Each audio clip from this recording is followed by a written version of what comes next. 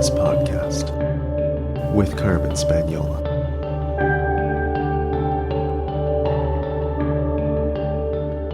Hi there, and welcome to the Numinous Podcast, where we have interesting conversations with everyday folks about the mystery of life.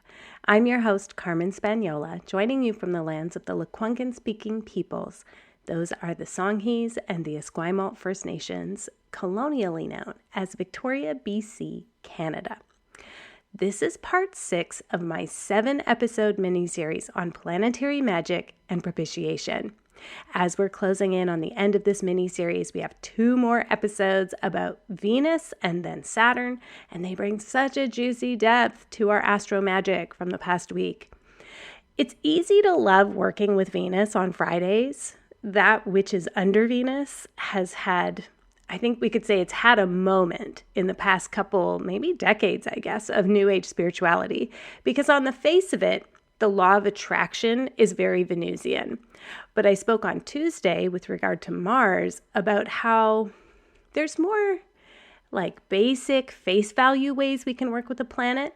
And then there are more refined ways we could work with the planet. And what I think of that, what I mean is it's like the difference between dating and being in a committed relationship. There's a place for both, for sure. Of course, like I like to have fun with Venus, right? And keep it light sometimes. She is just so attractive and alluring. Even just looking at the rose of Venus is captivating. The rose of Venus is sometimes known as the petals of Venus or the path of Venus. You've definitely seen it somewhere. It depicts the path that Venus takes in her orbit, in her 8-year cycle, I should say, from the perspective of Earth. So from a geocentric perspective, it makes this really lovely, elaborate flower image. You often see it depicted in sacred geometry or on like New Age knickknacks. I actually used it when I had a logo made for a project I was calling the Vanguard School of Radicalization, Vanguard Women School of Radicalization. It just is really beautiful. I also, I have this middle ground where it's not totally light. Like on Fridays, I have a meeting with myself, and sometimes I include my partner, and I call it Finance Fridays, where I look at my money, where it's going. I consult my budget. I make necessary changes. I just try to keep the flow with wealth nice and smooth. And the reason is because Venus is said to cause things to be fertile and bear plentifully. So in that way, she's the goddess of prosperity. But my guest today, Kristin Mathis, has really helped me come to a more mature understanding of Venus. And I think I will be working with her slightly differently after this episode. I think I'll keep my focus on pleasure for sure. And I'll keep having sexy times on Fridays with my man. And I'll keep Finance Fridays date with myself for sure. But I think I'll also make sure that I'm consistent in asking Venus what she needs, what she'd like that day, because she is holding a lot, as you'll hear shortly. My guest today, Kristin Mathis, is many things, truly a multi-talented individual. And we are all so fortunate that she's dedicated herself to the translation of the Orphic hymns, which overlight this conversation about Venus, Aphrodite, and AstroMagic. Kristin is a writer and poet, a teacher, an advocate. You really must read her fascinating bio, which I'll link to in the show notes. She works from an animist, decolonizing, and ancestrally rooted practice, and I know you're going to see Venus in a new light after this conversation. Kristin, I'm feeling giddy. I'm so excited to talk about the Orphic hymns with you and to talk about Venus and planetary magic. I'm so thrilled you're here. So for folks who are new to your work, what identities do you lead with? Oh, well, thank you for having me, and I'm thrilled to be here. I think I identify first and foremost as a nerd, and maybe reluctantly when I was younger, and now wholeheartedly. But I'm a scholar and devotee, and those two things are both important to me. I'm a single mom and a survivor of domestic violence. I, it's important to acknowledge that I'm white, cis, female. I have a lot of privilege in many ways. Something you can't tell by looking at me is that I grew up in Asia, in a culture in Southeast Asia, in Borneo, in the 1970s that was heavily animist. So that really informs a lot of who I am and is something you really can't tell at all by looking at me. Yeah, so I think that pretty much covers the big ones. It's already fascinating. Tell us about your work with the Orphic hymns. And for folks who are new to that term, what are the Orphic hymns? Yeah, thanks. So the Orphic hymns are a body of 87 hymns or poems to different planetary beings and atmospheric beings, gods, goddesses, daimones, which is sort of like an intermediary being, spiritual being. And no one is really sure when exactly they were written. If you were to Google them, you'd probably find some folks saying that they were written anywhere from the 2nd century AD to the 4th century AD. But there's been some very good scholarly work in France that puts them way earlier than that, or at least the core of the material. There's a French scholar, Maravelia is her last name, and she's traced some of the imagery in there to ancient Egypt and to around 1300 BCE. So we really don't know.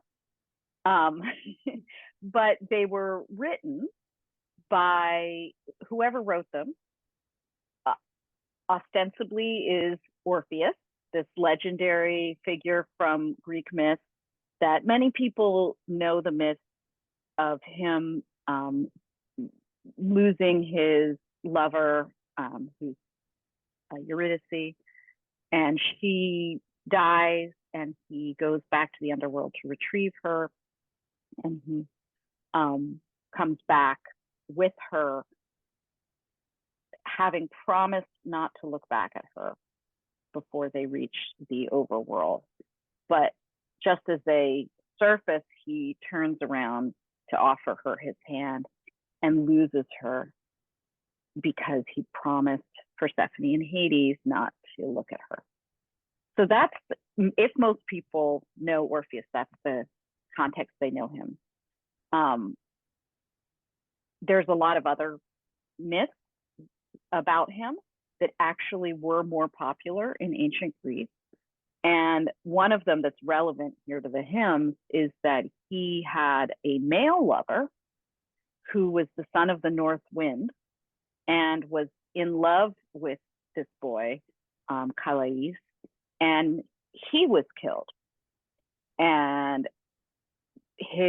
Orpheus's grief for Calais was so great that he went off to the woods, took his lyre, and sang in the woods, to the animals and to the plants and stones, and that he was able to enchant with his song all the different facets of creation.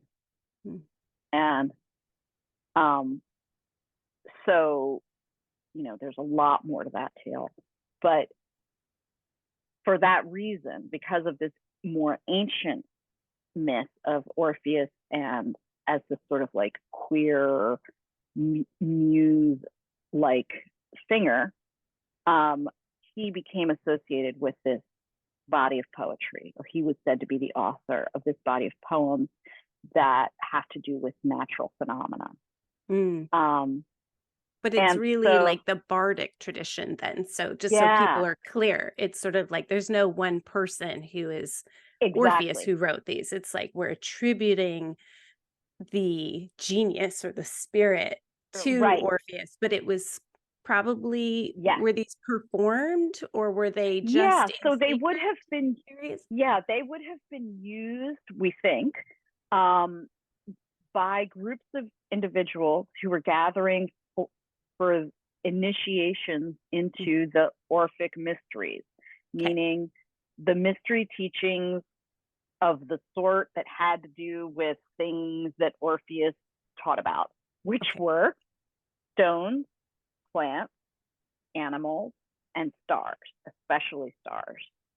But we have texts from the ancient world that are attributed to Orpheus that have to do with all the magical properties of stone, or the different types of. We have lots of depictions of Orpheus singing to animals, all these different wild beasts, and how they could come together to listen to him. We have a lot of archaeological finds. They're little gold. Sometimes they're called passports, but they have inscribed on them instructions for how to navigate the underworld. And so the deceased would take them to the grave in their hand, holding these essentially sort of like GPS instructions for how to get through the underworld safely to Persephone and Hades, and what to do there and what to say. So he was very much this figure of a shaman, like bard, like overworld, underworld journeying figure. And the hymns were used by groups of people who gathered to learn those mysteries. And the hymns probably were used over the course of a day or a night to sing and dance and literally summon into being the different spirits that were being called on, so that the initiate could gain wisdom and knowledge that would help them in the afterlife. Wow. So you are, okay, I'm going to say some bold things here, but it just is. So you are really pathfinding, pioneering, spearheading a renaissance, a revival, an Orphic revival through your translations of the Orphic hymns. You had to learn ancient Greek, you had to learn Latin, and tell us what for you personally in your own spiritual path seems to be calling you forward. Like, why this work? What is important? What is the you ahead of you who's willing you forward, telling you must do with this work? Yeah. Gosh, that's such a good question. I think there's sort of two ways to answer it. One is that because I grew up in an animist culture, I had personally this, as a young person, a feeling of rupture. Not only did I lose contact with what, for me as a child, was my homeland in Borneo, this very lush tropical rainforest place where I felt connected to the spirits of the land. And then I was plunked down in, I was joking with you earlier, exotic suburban New Jersey, and felt this loss of connection. So that I think there's this part of me, this child part of me, that has always been seeking connection to the land, and wary, because I saw intact indigenous traditions and intact Hindu and Muslim and Chinese folk traditions, because I knew that those things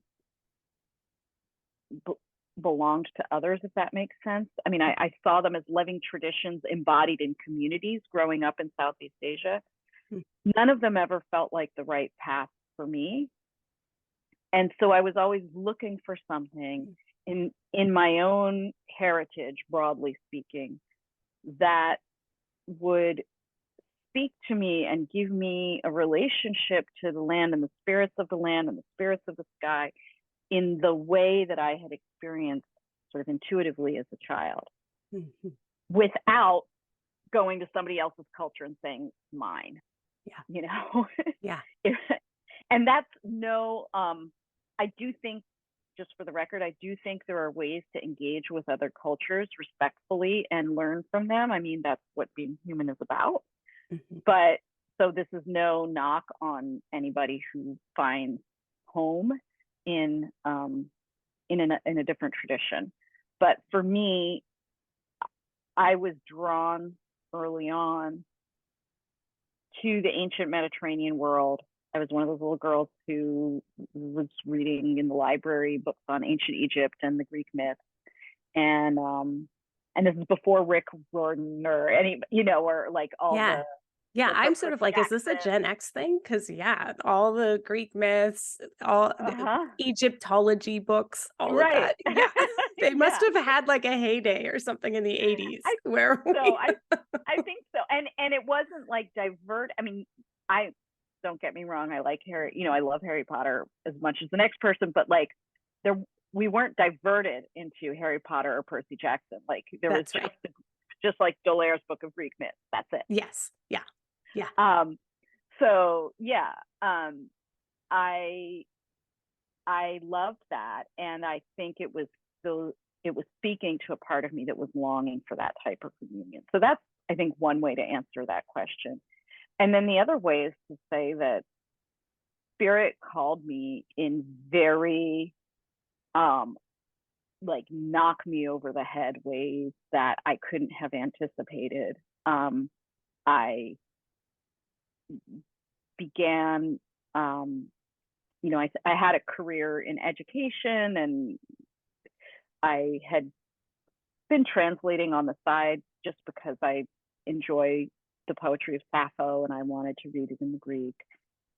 And then I translated her hymn to Aphrodite. That was really powerful to me. And then I translated her second hymn to Aphrodite. And then I began to feel it like working in me. And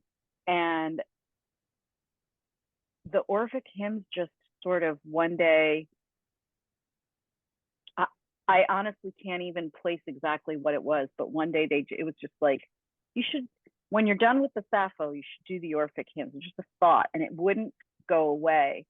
And so then I translated the hymn to Hermes, found that hysterical, and just like really loved the wordplay and jokes in it. And then moved on to Aphrodite, and I started having dreams and insights that I couldn't claim as my own. Like, one of them was I asked, I woke up one day saying, I wonder what the planet Venus is made of, and if it has any relationship to the statues of Venus. And I looked it up, and Venus is primarily made of basalt.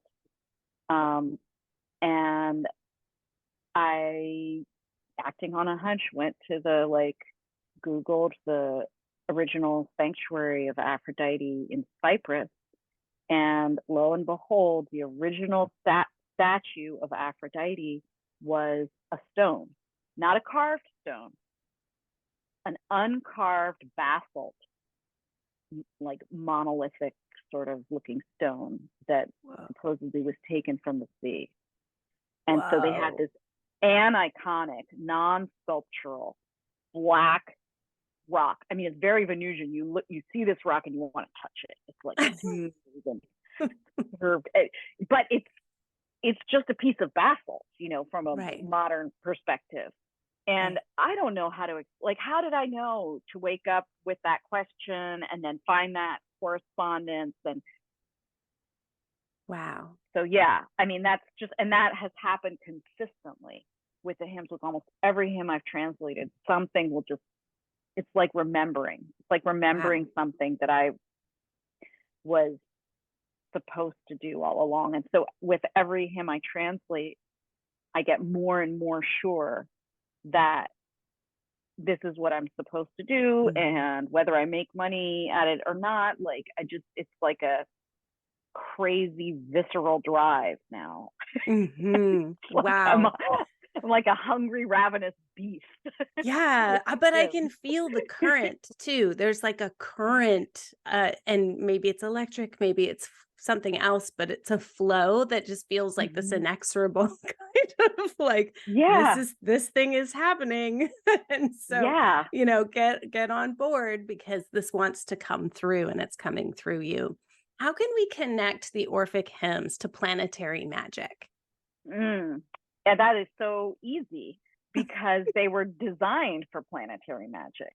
And I think that's, they're often used that way as devotional hymns in people's personal practice, often for a day of the week or a particular practice that you're undertaking. Folks will flip through if they have a copy of one of the other translations, which, by the way, I should say right now, I actually think the other translations of the Orphic hymns that are available out there are very good.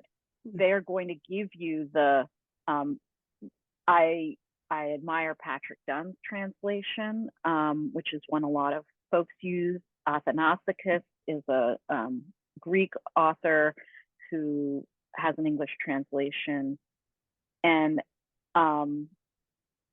I really enjoy their work, and it's very much at the what I would call the first level or the mythological level of translation. So they're taking, if you were to just translate all the language as straight as you could, that is, they're accurate, and Dunn in particular, I think, has a really nice feel and good suggestions for how to use the hymn. So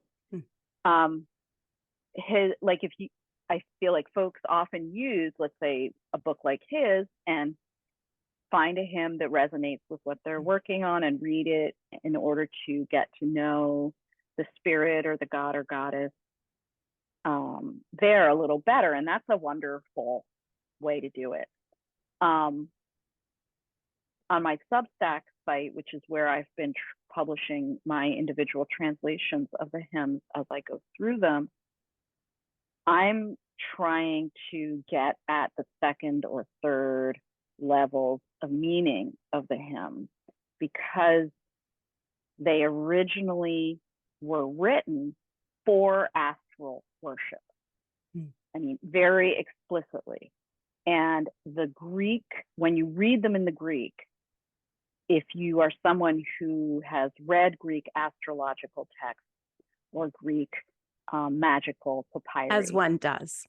as one does, but I mean, Yeah. there are academics who specialize in this, right? I mean, I used to be one of them, but like, if you have that background, when you read the Greek in the original, you can see the overlap of vocabulary and the punning or wordplay or multiple levels of meaning in a single line. So, and when you look at those multiple levels of meaning, they're frequently talking about movements of the stars, movements of the planets, the atmospheric conditions, right? Like the hymn to Rhea is all about not just the wind, like the atmospheric wind, but our breath and the connection of our breath, of our soul, which in Greek is pneuma, and the atmospheric winds. So the hymn to Rhea helps us understand, when you get those different layers of meaning, you not only get to know her as a mythological figure, she rides a chariot pulled by lions, let's say, but you can understand what the chariot symbolizes, what the lions symbolize, and why that's connected to our own breath, why that's connected to the breath of the cosmos, breathing spirit life into each human soul, or actually each soul, period, plant souls and animal souls and stone souls. So yeah, that would be an example of sort of the different levels. So by reading the hymn, we can come to understand our place in the cosmos, because the Orphic spoiler alert, I'm going to give you the one line version of the Orphic Mysteries. The key mystery is that we are children of earth and starry sky, that we are kin to these other cosmic beings. And literally, that was what, if you were an Orphic initiate, when you died and your soul descended down into Hades and you got to meet Hades and Persephone, and they asked you to account for your life, you as an initiate would say, I am the child of earth and starry sky, and my place is with my celestial kin. Mm. And they would, on hearing that, they would know that you had remembered who you truly are. And you could be released from the cycle of birth, death, and rebirth, and be merged with the cosmos.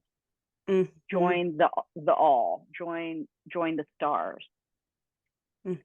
So That's beautiful. I don't know which post you have that in, but I'm going to make sure to link to it in the show notes, because in the last, I think I came across it. It's just before I went on quest, so it must have been like a month or 6 weeks ago or something like that. That line where you say, like, I am child of earth and starry sky, my family is heavenly. That's been my amen in my planetary practice for the last while. Beautiful. It's just like a recitation of that, is like, that's how I close it, because that sense of having a signal to say, like, I remember I've been like devoting myself to this moment of being able to cross over with some level of just remembrance, or my love, my devotion has some form, and it comes out in this song, it comes out in this words, and I'll have a thing I can present on the other side to say, I love you, I've loved you forever, I'm so glad to see you. That's exactly. Thank you. That is so beautiful. I love that. I love adopting that as an amen. And I think that they would have probably really liked that, the Orphic. The Orphics, I would imagine. That feels right to me. Beautiful. Because it is this, it's sometimes it just makes me cry how beautiful it is that we're children of earth and sky. We always have been. And even when we forget, and that's the language they use, right? That the people who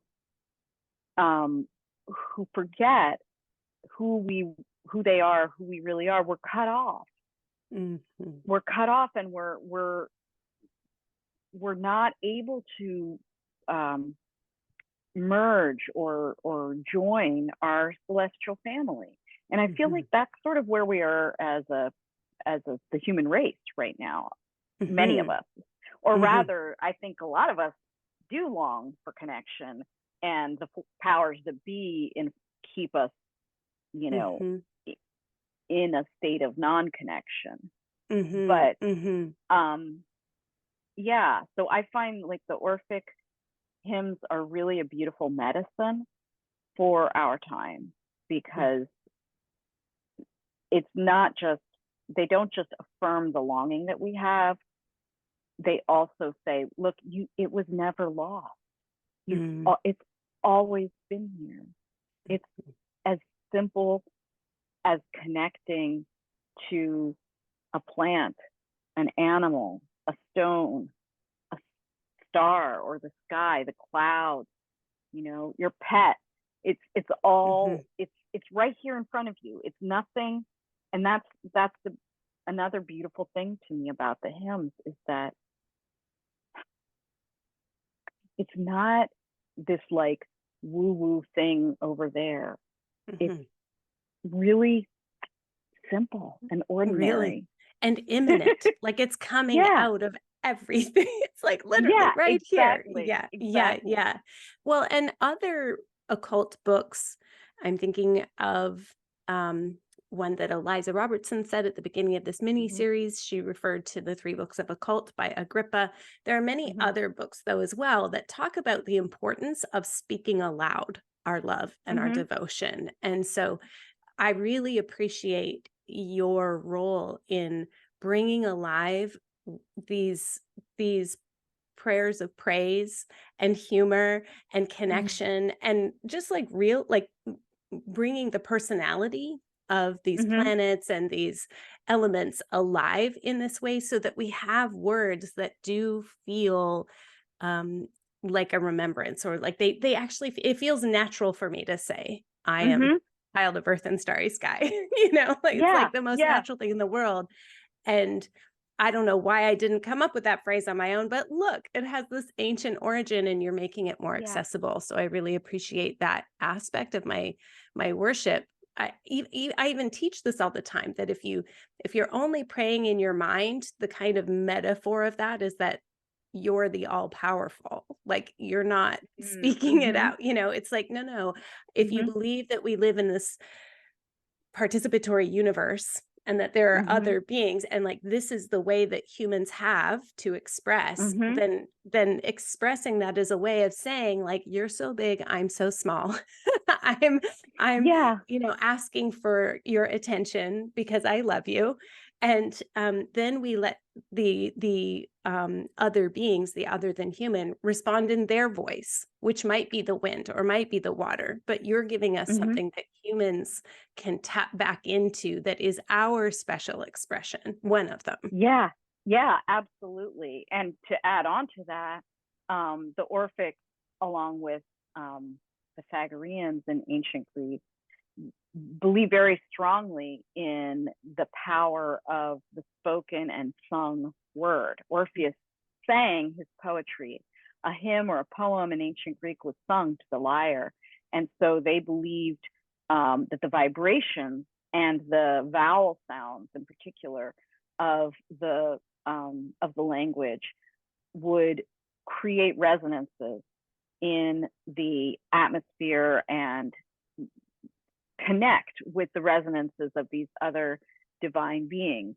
So, for example, the cry used in the worship of Apollo is Ie.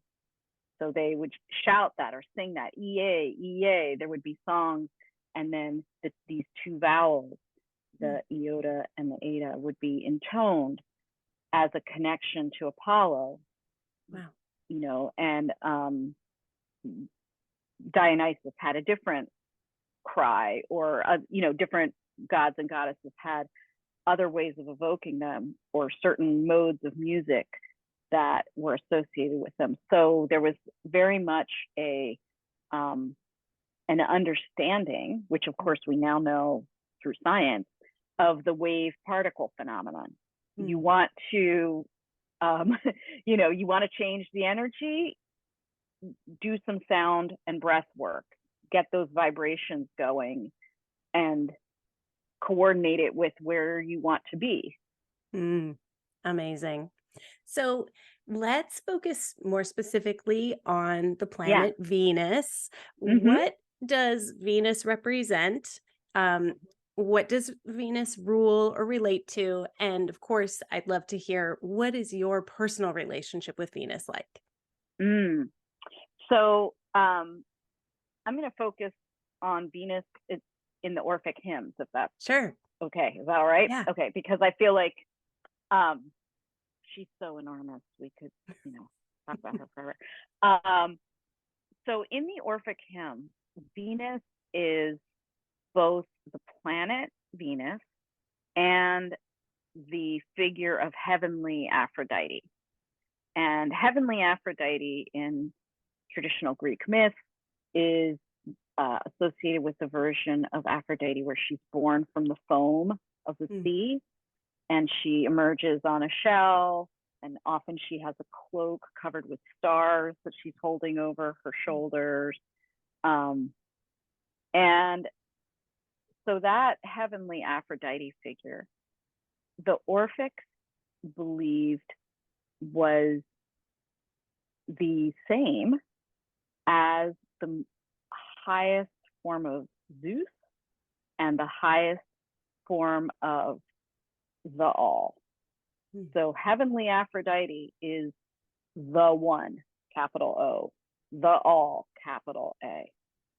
And the reason why they believed this was because Aphrodite is the force of union. Right? So she is what unites us and the attraction of things. And they understood this in a fairly literal way. So I like to compare it to our concept of gravity and black holes, right? Where Aphrodite is what pulls you in, and things pulls people together in love, pulls animals together, to mate, to procreate, but also pulls molecules together, pulls bodies in space together. So Aphrodite, the tendency is in. And they believed that if you had nothing, that basically Aphrodite left to herself is just, it's like a black hole. Okay. It's like there's no room for anything else. Things can't be separate because she is so united. And so that's like when we think about the planet Venus and we think about how Venus is associated with love, with erotic desire, with things that attract us, whether that's jewelry, makeup, pretty clothes. On a deeper, more esoteric level, that's because Aphrodite is drawing, this force of drawing in. So that's one way to think about Venus.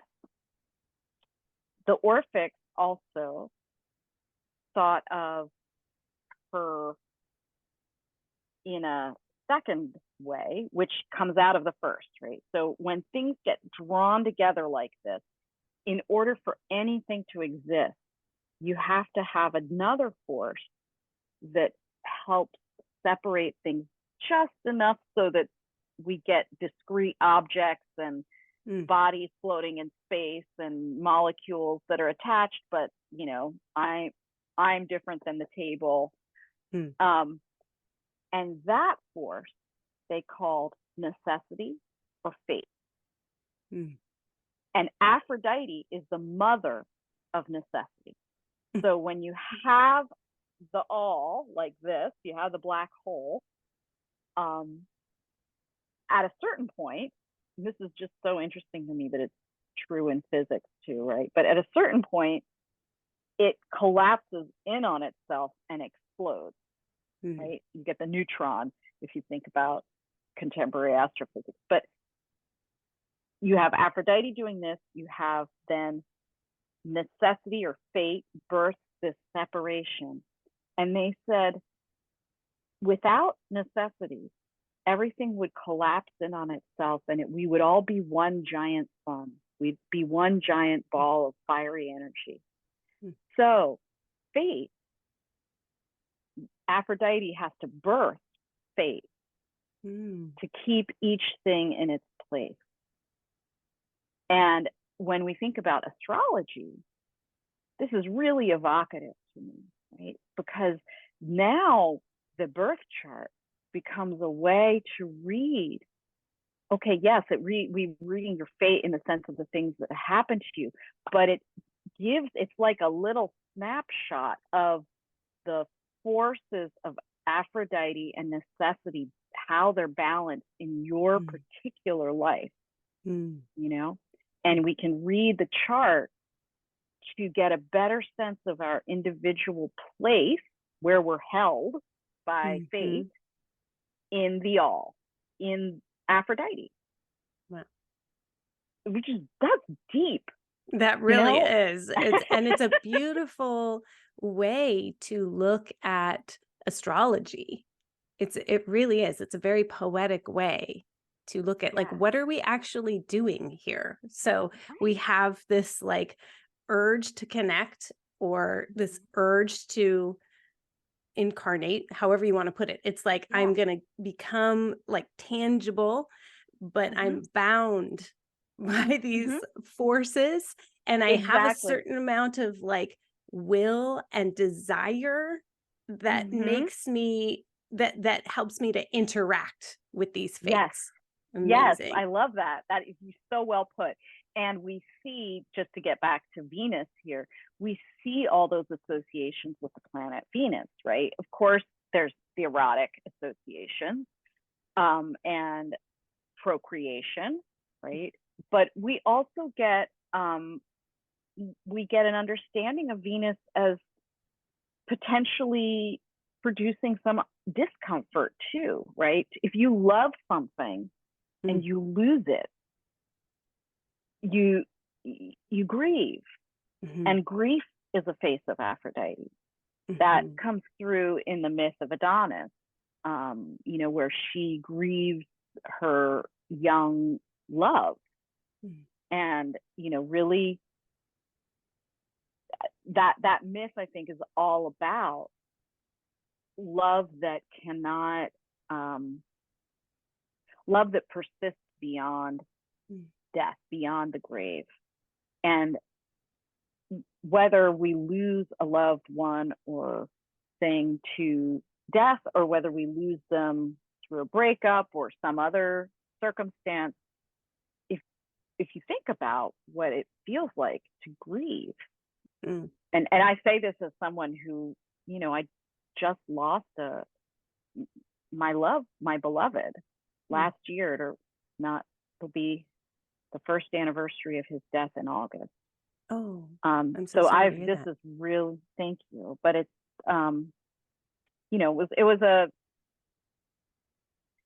it really gave me an intimate understanding of how grief is related to love, because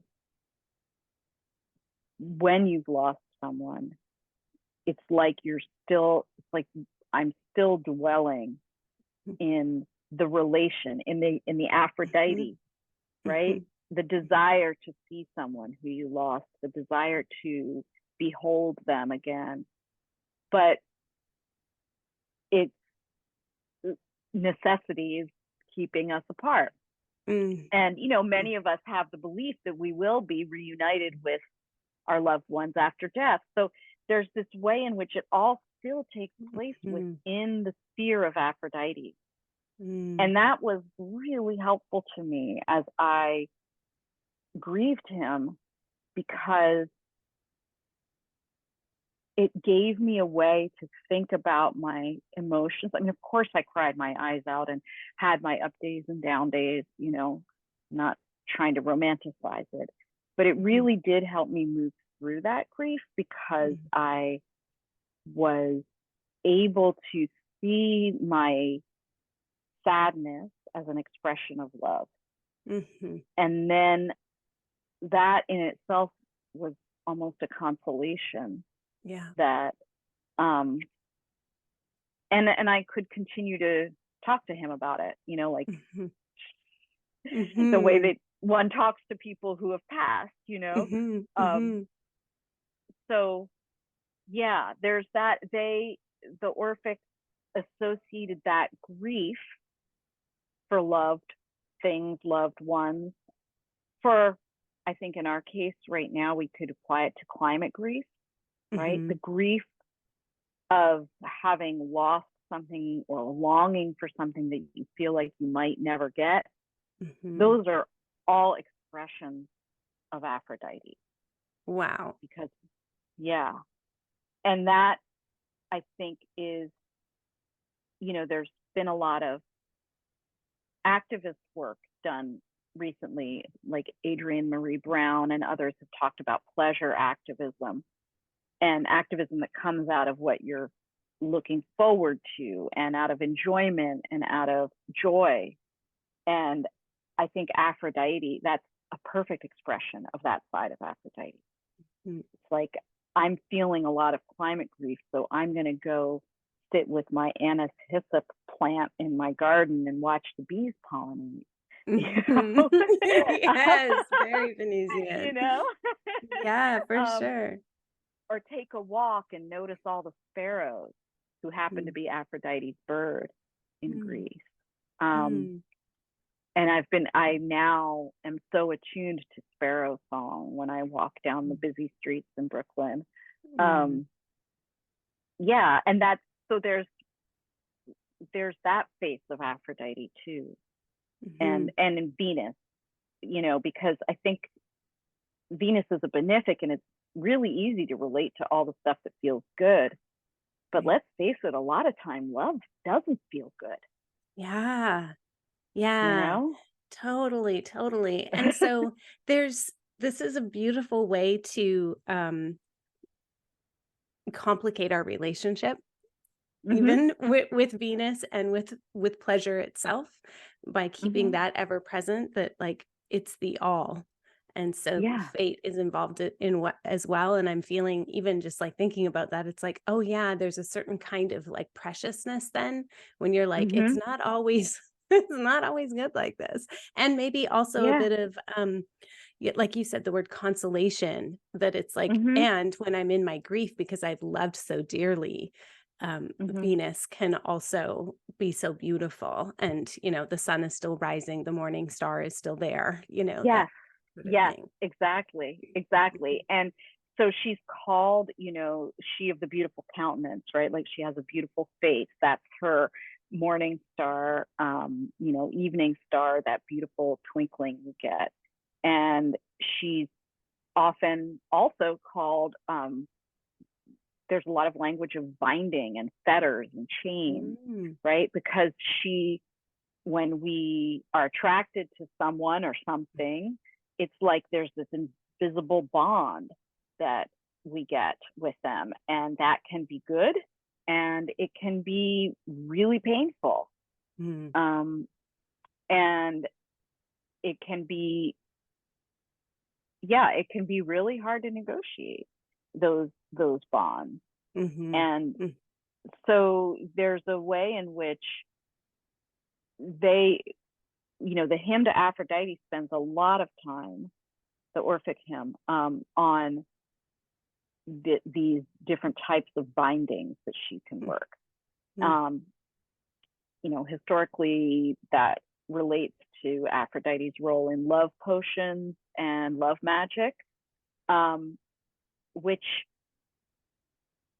can be pretty and can also be pretty nasty. Like, right. I mean, if you think about it, like you're trying to cast this net or this chain around somebody who maybe doesn't want to be captured. Like love potions are a little, they're double edged. Right. Yeah. Right. So what would you say, if I can ask this, like, so then I'm kind of getting the sense that there's like some magic that you would be more inclined to do than others, and some Mhm. magical working. So what would you, first of all, is Friday like a big day for you at your house kind Mhm. of thing? And second, what is your personal planetary magic practice? What does that look like? Yeah. Well, I'd say overall, I'm a simple girl. I'm a, I mean, I tend to be very simple in my devotion. Um, I I do have little planetary altars around my house. My house is a studio apartment. So when I say I have planetary altars, I mean like I have a tiny little thing over here and it's Venus, and then over there is Mars, and over there is Jupiter. Mars likes to sit near the coffee grinder, Mhm. makes sense. But I wouldn't have thought to do that until he nudged me. Um, Mm, but yeah, so I have these little sort of mini shrines around my space. Um, I do sometimes do incense. I do offerings. I tend to make my offerings just things that I happen upon in my daily life. If I mhm, find a stone or flower, or I'm making tea for myself that I think the deity would enjoy, I'll put it out. But I'm not, at this stage in my practice, I'm not very like rigorous about it. And some of that is because I'm generally like a sort of spacey person. I live in the clouds half the time. I'm like the classic absent-minded professor type, you know? So some of it is that I'm just, you know, that's just me. But some of it is also because as I've worked with the hymns, it's like they live in me. And so, yeah, I do. Like, you know, I'm wearing Venus's color today. And I do love Fridays, and I love remembering, actually every day I like remembering the planetary deity, and sometimes in some way consciously incorporating them into my day. But I am not an expert in reconstructing, you know, let's say elaborate magical working, which is interesting because I could be, you know, that's what I did a lot of my grad study in. But to me, I'd rather sit and watch the bees on my hyssop flowers. Right. You're an animist. It's like, yeah. just, yeah. Yeah. And just like share that moment with Venus when I'm in it, if that makes sense. Or Totally. if I'm devoting, I sometimes, if I have time or if it feels like I need to, I'm getting the nudge, I'll go down to the beach being Coney Island and Brighton Beach. And I'll just walk the length of the beach and back and dedicate that to Aphrodite. That's beautiful. Yeah, so it's really simple. And I'd like to encourage other people to be as simple as they want. Like, I haven't found any detriment in being simple. I love that. What about certain times? Like, is there anything you pay attention to, like if like retrograde or Cazimi, Venus Cazimi? Like, are there sort of special times where you're like, and then I kind of like up the ante a little bit? Yeah, I'd say that like I do keep track of the movements of the stars. I mean, you know, Venus among them. And I do, when I try to just listen, honestly. That's the main, actually that's my main devotional practice. I just try and listen. If a particular retrograde or Cazimi seems to be speaking to me, I listen. I take the time to listen, and I'll journal, or I'll set up maybe something slightly more formal. But even then, it's not terribly formal. Like, what I definitely do is whenever I can, I time my translation to, not very precisely because I translate every day, but if I, you know, like I've been working on Aphrodite in advance of the retrograde, and I worked on Mercury in advance of Gemini season. And so sort of like to prepare and be able also to help other people then by publishing him. And the translation work, I think, is my biggest form of devotion. Because when I'm translating, I am in it. Like, it's so present for me, and it's so, I can feel the spirit nudging me this way and that. So yeah, and in general with retrogrades, I like to ask, this idea came to me through Mercury, but I've since applied it to other planets.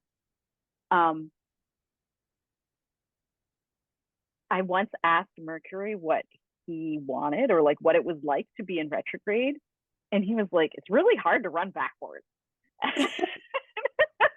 Which is like such a silly Mercury answer, you know?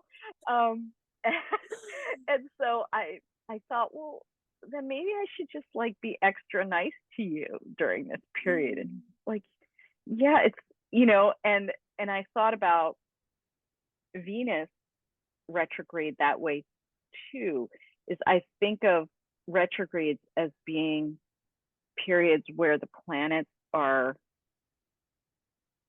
experiencing some sort of discomfort.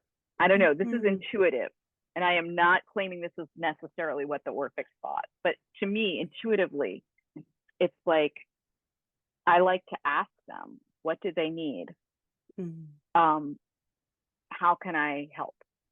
Yeah. And sometimes I get a very clear answer. Sometimes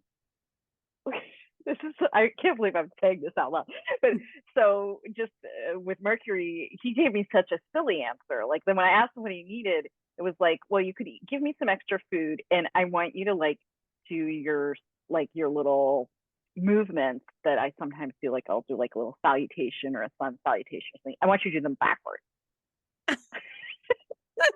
I want you to really show me that you get me. I want to feel seen. Oh, I love that. And, I haven't done that with any other planet. But like with Venus, this retrograde, I'm sort of on a personal level, I'm sort of hunkering down. I've had a lot of grief in the past year, and it's going to coincide with the anniversary of my boyfriend's death, and I feel like my work this year is going to be very much around grief, the Adonis myth. And so I may, I don't want to promise anything, but I'm thinking of trying to work with that productively by maybe writing on it, or maybe doing a podcast in my Substack or something like that on grief as a face of Aphrodite. That's very personal to me. I'm not saying that's what this retrograde is going to be for other people. But like I said, I usually try to ask, and that's what's coming to me. That's such a beautiful expression of devotion, is to ask, what do you need? And also just to acknowledge and recognize, like, oh, this planet's on the struggle bus right now. Like, I'll get in there with you. Like, like it's just, it's more of a collaborative approach, right? Yeah. It's like, this thing is happening and it's inevitable. And, it just sounds very empathetic. So I appreciate that as a way that we can work with those kind of like stickier times when a planet isn't in its kind of place of power. It's not in its flow. Yeah. Right. And it's a very Venusian, right? Like it's like, how do I get in there with you? How do I make it, nice and comfy for you? It's like, but I did get that sort of initial impulse to ask and to nurture from the Orphic hymns, because in several places they use this metaphor of nursing or being a nanny figure.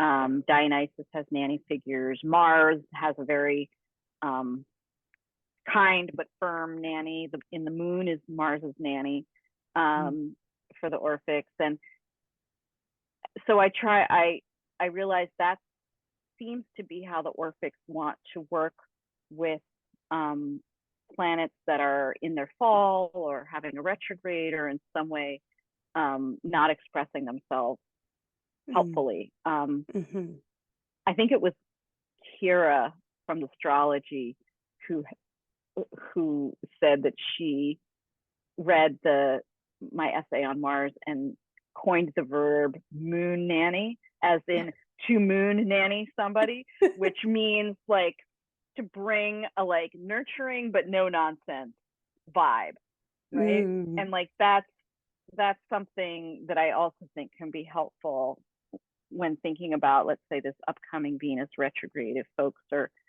nervous about it, you know, or even if you're not nervous, but you're just not sure how to deal with it. Number one, ask. And number two, when in doubt, adopt an empathetic but no nonsense attitude. I love that. I love that. I love it. So what about rage? Like, how would Venus support us when we feel rage? I'm thinking about, like, there must be times when you are like, this isn't fucking fair. Like, Yeah. no, no, no, no, no. I don't I don't want this lesson. Yeah. How can Venus, how might we work with Venus, or what would be a Venusian approach to rage? Mm-hmm. I think I'd go back to the work of Adrienne Marie Brown and pleasure activism. I think that there's a type of rage that is about building worlds we love. You know, there's a rage because we don't have what we want, and not in a spoiled brat. I'm not getting that, you know, diamond necklace, but it's like I'm not getting healthcare,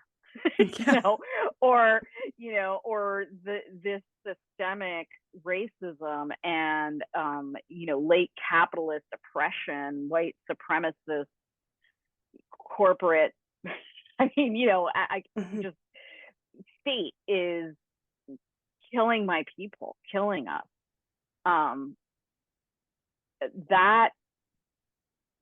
That martial energy, when it's met by Venus and turned towards and building a world that we want to live in, is really powerful. And we actually get that in the Orphic hymns. In the Orphic hymn to Mars, Mars is sort of out of control and doing very Mars-like violent things. And we get this command in the hymn: stop, turn aside your rage, put an end to strife. Instead, go, and he's offered choices, right? He can go party with Dionysus, or he can go lie with Aphrodite, or he can go get nannied by his moon nanny.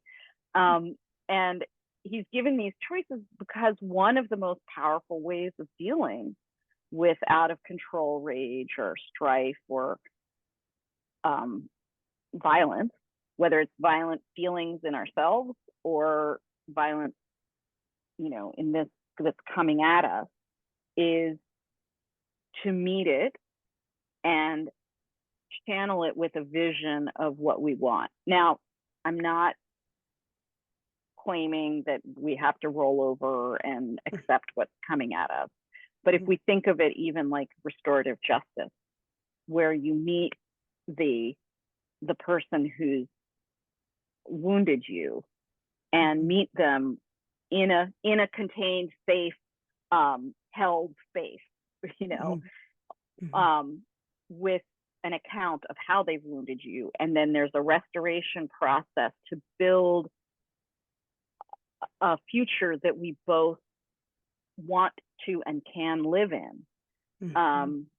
That seems to me to be a very Venusian offering to rage as well. Absolutely. So yeah, I mean, that might be, you know, there's also maybe a practical suggestion for the Venus retrograde. I did a restorative justice training a few years ago, and I'd highly recommend it to anybody who wants to deepen their work with Venus, because it is so practical in that very martial way of like, or Saturnian even way of like, okay, this is a structure of how you guide this Mars energy and turn it into something collaborative. So that would be a great way to spend your Venus retrograde. I love that suggestion. It really brings alive why Venus is associated with justice, Mm-hmm. that they, love and justice going together. Mm-hmm. Yeah, absolutely. Thank you so much for deepening the relationship with Venus and expanding my, I guess, my perception of her as real and ever present. Like I'm really Yeah. understanding the all so much better. It's Yeah. not just the gorgeousness and the beauty and like that kind of Mm-hmm. hopeful aspects that of course love and rage and love and grief and Mm-hmm. love and justice all go together. So this has been really excellent, and thank you for your work with the Orphic hymns. Oh, I look forward to so much thank more. you. Thanks for being here, Kristin. Thank you so much. It was my pleasure. I love how she just anchored that entire conversation with the word pleasure. It was so fantastic. That conversation made me feel a really wonderful sense of belonging to the mystery. I think I'm going to feel the resonant energies of this conversation every time I speak amen with I am a child of earth and starry sky. My family is heavenly, which is a phrase I know I learned from Kristin's writing, but I think the actual post may be behind the Substack paywall because I couldn't find it with just like a Google of the public facing things. But I will link to other posts she's done in the show notes where she refers to that line and how to work with the Orphic hymns. And I know there's a few from back in February of 2023 during a period of Saturn and Pisces where she cites that phrase, I am a child of earth and starry sky. And then a line where she writes in her own words, my prayer for this season of Saturn and Pisces is that it be a calling for us to let ourselves fall into the arms of the waiting cosmos and be restructured there. So beautiful. I'll also link to Kristin's very sexy translation of Sappho's hymn to Aphrodite. It's a little breathless, almost kind of forceful, but in a very flirty petition to Aphrodite. Love it. I highly recommend you check out Kristin's Substack called Mysteria Mundi. It's a collection of writing, both free and with paid upgrades. She also has a couple of really inexpensive classes related to our topics today that you can take on demand. One is called Erotic Cosmos, the Orphic Hymns as Medicine for Our Times. And another one is called Planetary Personalities in the Orphic Hymns. So perfect for us. So that's on her Podia sites. This fall, she'll also open registration once again for her course Star, an Orphic initiation for earthborn souls. It's a really beautiful, deep dive into the hymns and poetry, creativity, and magic. You'll find all the links in the show notes at numinouspodcast.com. My listener shout out today is to Vanessa. Vanessa, thank you. Vanessa left a beautiful review for my book, The Spirited Kitchen, over on Amazon.ca. She wrote, The Spirited Kitchen is a beautiful cookbook and soulful resource for my family, helping us find and return to a sense of belonging to place and a deepening integrity in our relationship with the land, plants, and all beings. A family treasure we will return to and cook from year after year, season after season. Wow, deep. Thanks, Vanessa. Thank you, thank you, thank you. I'm actually being reminded of all the ways that my own family was put through such upheaval making that book, but it feels, at least for me, a little more worth it that it's had a positive impact on you and yours. So thank you for sharing that with me. If you're loving all this talk of planetary magic and are eager to add plants into the conversation, consider joining us in the Numinous Network. Planetary magic and propitiation is like our main jam in July, and in August we'll be working more closely with plants and their energies. I'd also love for you to just sign up for my newsletter so you're the first to know about upcoming events and offerings and, hey, even new books. Find out more about the Numinous Network at carmenspagnola.com. CarmenSpagnola. Until next time, take care.